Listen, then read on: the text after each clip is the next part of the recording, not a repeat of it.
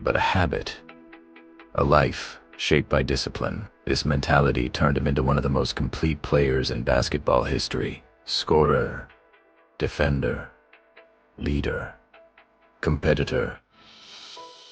He became an 18-time All-Star, a 15-time All-NBA selection, and a 12-time All-Defensive Team player.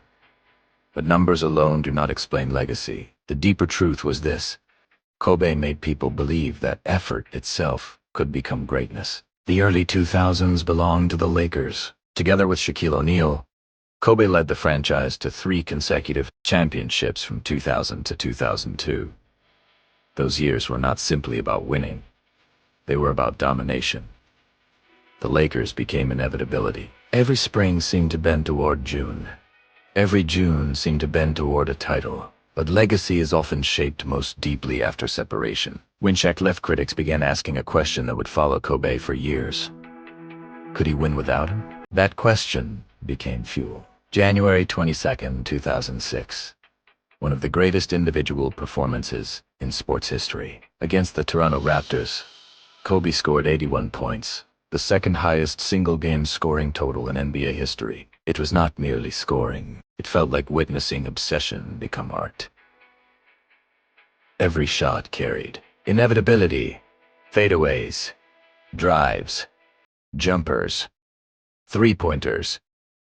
The arena transformed into something almost mythic. That night became part of his legend forever, because sometimes greatness condenses itself into a single evening, and history never forgets. The most powerful part of Kobe's legacy may have come later. In 2009 and 2010, he led the Lakers to 2 more championships, this time as the unquestioned centerpiece. This time without Shaq.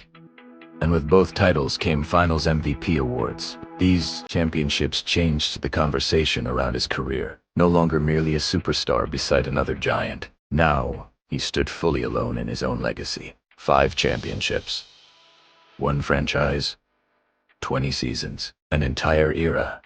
In 1 uniform. His numbers 8 and 24 were both retired by the Lakers, an honor unmatched in franchise history. That alone tells you what he meant.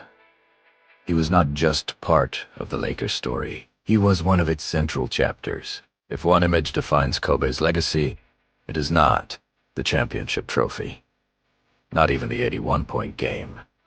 It is the empty gym, a silent court before sunrise. 1 player alone, ball bouncing in the darkness. This image became a symbol of everything he represented. Preparation, sacrifice, mastery. Because Kobe's greatest lesson was never simply how to win. It was how to prepare to win. Legacy becomes deeper when it moves beyond sport. After retirement, Kobe continued to create. In 2018, he won an Academy Award for Dare Basketball, becoming the first person to win both an Olympic medal and an Oscar. This mattered, because it revealed something profound. His creativity was never limited to the court. Storytelling, mentorship, fatherhood. In later years, many people saw a different side of him.